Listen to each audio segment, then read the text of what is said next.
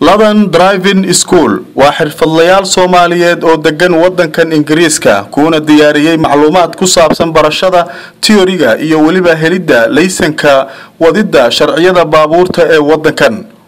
Haddaba waxa ay ku diyaariyeen macallimiin isugu jira rag iyo dumar waxa ay si sahlan ku bari doonaan oo aad ku soo qaadan doontaa shahaadada teoriga iyo laysanka wadida ama ruqsadda wadida baabuurta ee wadankan Ingiriiska.